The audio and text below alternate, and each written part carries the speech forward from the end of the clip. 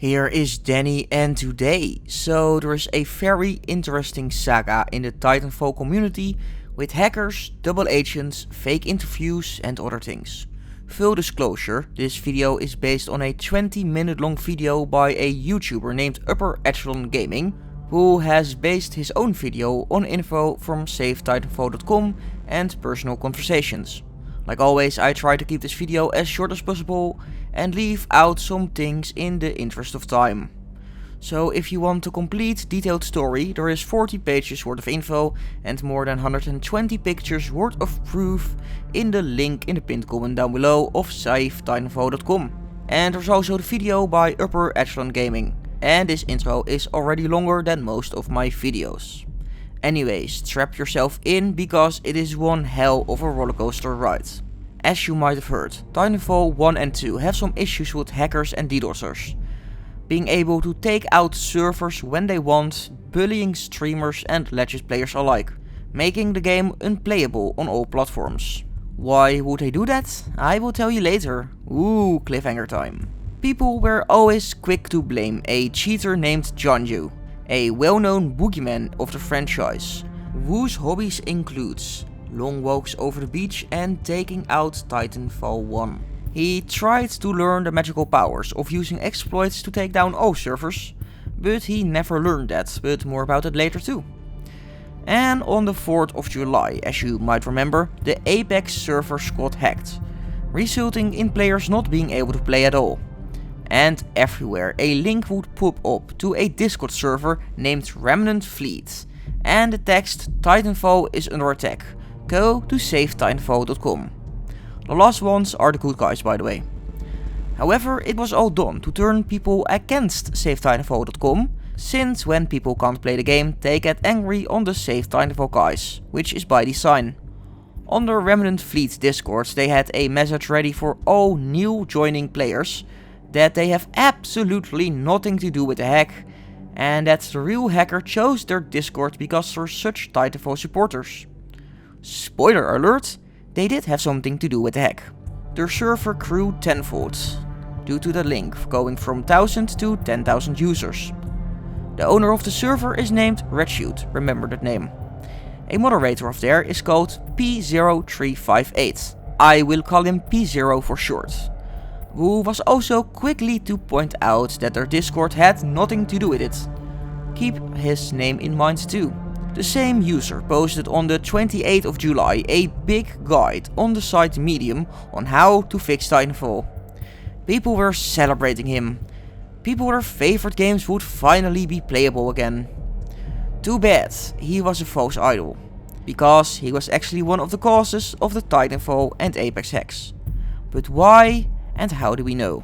Meet Dogecore, someone with a lot of technical skill who said on the 3rd of July in a private channel of the Remnant Fleet Discord, "Are you ready for Operation Save Titanfall?" And then he ended it with "Nevermind," which was one day before the 4th of July Apex hack. Another user in the Discord, Mr. Stike, which is the guy with a ton of Among Us icons in his name, is a cheat creator who sells cheats for different games.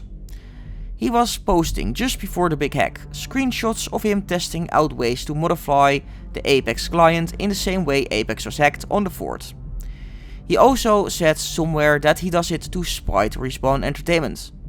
The owner of the Discord, Redshoot, said this too, for example, on the 6th of February this year. And I quote, "Okay, so perhaps we don't hold Titanfall and Apex ransom, but instead we do it as a publicity stunt. Lock down the servers to raise the issue, and then remember, they said their Discord had nothing to do with it." Publicity for what though?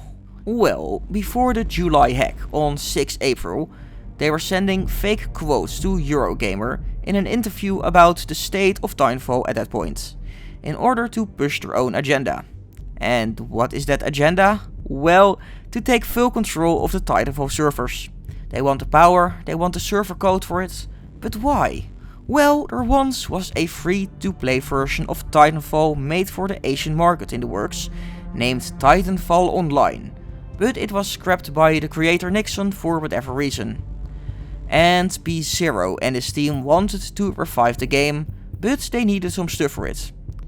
It was also the perfect moment to send blame onto Janju, who did not actually have the technical skill, but because people hate him anyway, and for good reason by the way, he was the perfect scapegoat. This is known because P0 told Upper Echelon Games that he refused to tell Gene how to crash the servers, which P0 did know at this point. In a private chat they discussed what they should say and shouldn't say, like don't mention Apex, but say that it can happen to Titanfall 2. Then asking if he could use a picture of Stike trying it out in TF2, he responded, sure, I can send you the picture of that one time I did it to the streamer as well. These guys want to revive Titanfall online for some reason, but in order to do so they need certain server files. And this seems to be their grand master plan in order to get it. Basically, that's why all games have problems, a scrapped game. In a lot of other posts, the false idol P0 says that he wants Titanfall dead so Titanfall online can thrive. That's why at the end of the Eurogamer article they said, we have many extremely passionate members in this community who are very talented programmers and coders, Redshoot said. They have in-depth knowledge and experience with the source engine and the way Titanfall's files work. I ask that Respawn solves the issue permanently by giving us access and control over the Titanfall 1 servers, with permission to moderate and ban users. And if I can be so bold, to even mod the game. Perhaps just one server. Respawn has expressed interest in the idea in the past. And of all the solutions to the exploit problems and the player retention problems we've come up with, community-run servers are the strongest. They basically spell it out for them. Give us the game and we fix all your problems. Problems that they caused, of course. And the existence of Titanfall 1 and 2 would threaten the possible success of Titanfall Online. They also try to join Respawn in other ways, like trying to become a social media manager and straight up telling Respawn to hire them, since they can fix all their problems. To further socially engineer public opinion on things, they even got a subreddit moderator of the Titanfall official sub on board named HitIconic, who helped them out, maybe even banned people talking shit to them and pinned P0's posts. He got eventually kicked though.